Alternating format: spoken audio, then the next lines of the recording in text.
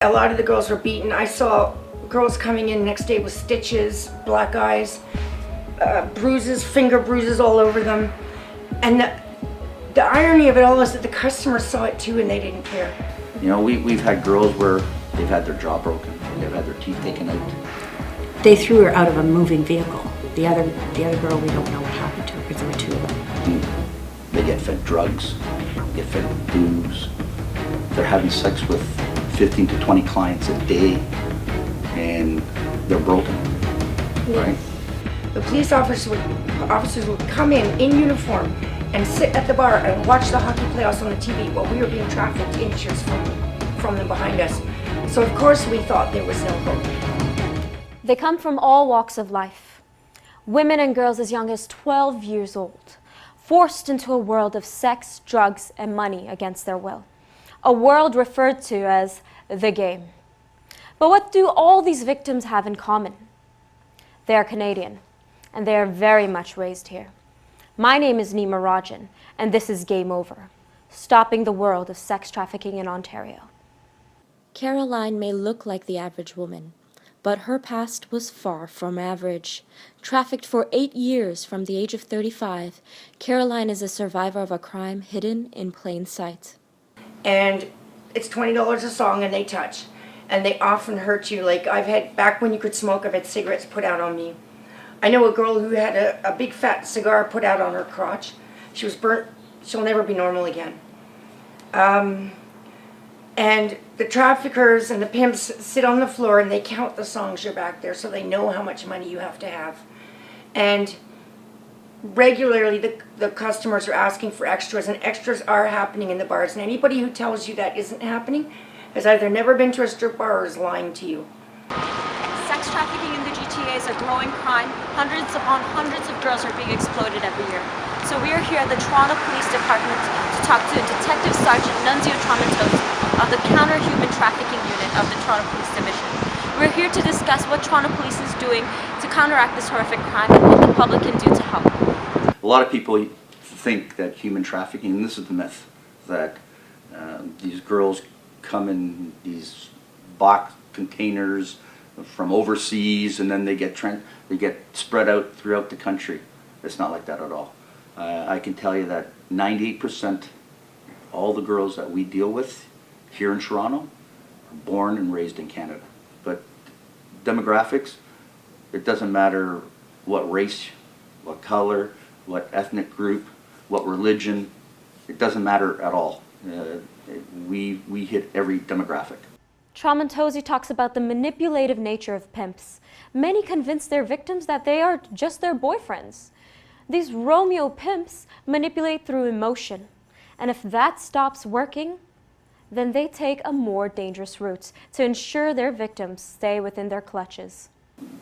It's the romance stage, it's the honeymoon stage where guys, you know, the pimps will start showering them with gifts and dinner and having them hop in their nice car or their nice condos, and they get them to go and have manicures and buy them clothes and jewelry, and the girl thinks this is the best thing that's ever happened to them.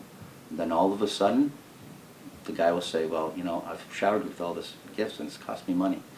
Now you're going to have to work it off. They take their ID, take all their identification, they take their cell phones, they isolate them that way, and then they'll move them from town to town so that they have nobody to depend on except for one person, and that's the pimp. They told me I could no longer stay there any longer because my presence there endangered the other woman. So they moved me to another shelter.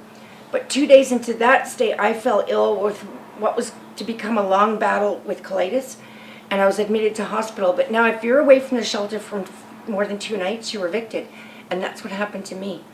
So I left the hospital with the clothes on my back and 2 quarters.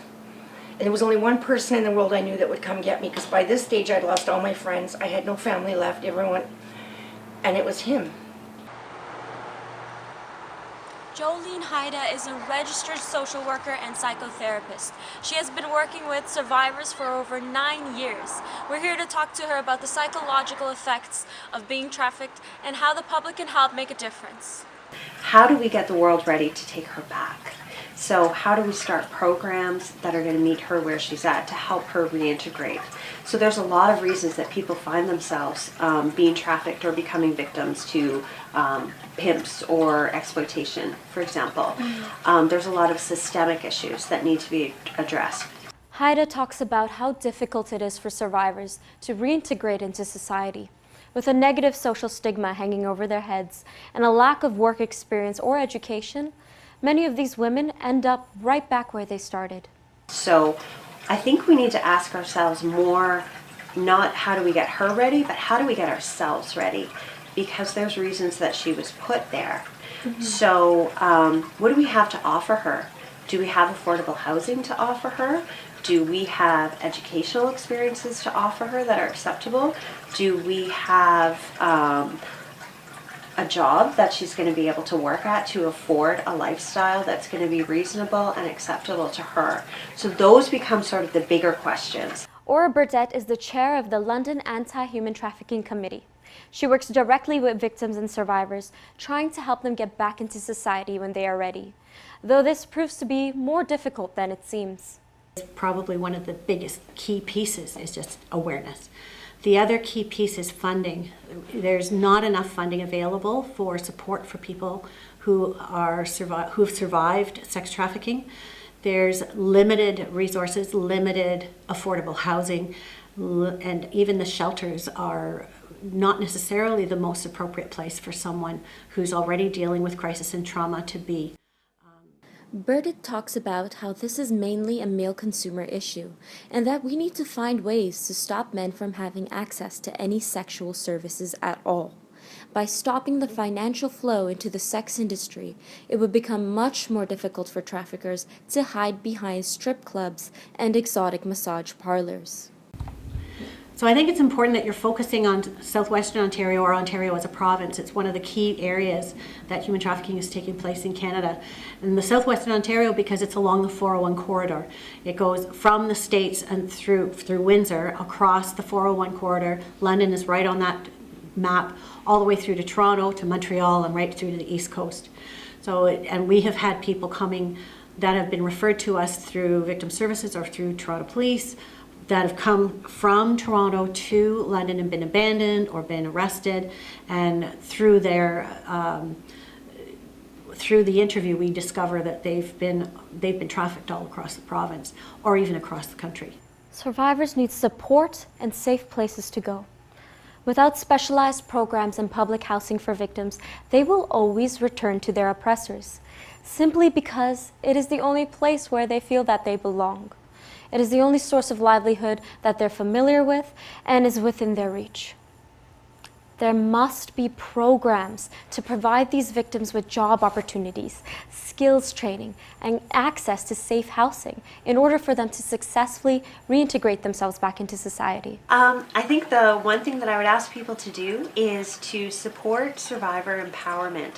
So support agencies or issues that are valuing the experience of women that went through this, because truly that's the only way that we're going to help people feel empowered enough to leave. You have to do, if you see something like this, if you think that a girl is being trafficked, you have to do something. Because if you don't do something at that moment in time, it could be the last time that that girl was able to be saved, and she could end up dead. Now that you know, any form of silence on your part is complicity. So if at the very least the only thing that you do is tell somebody else about this, then you will have done something. There's a beautiful quote by Edmund Burke. It says that the only thing necessary for the triumph of evil is for good people to do nothing. This is the time for action. It's time for change. It's time to stop the game.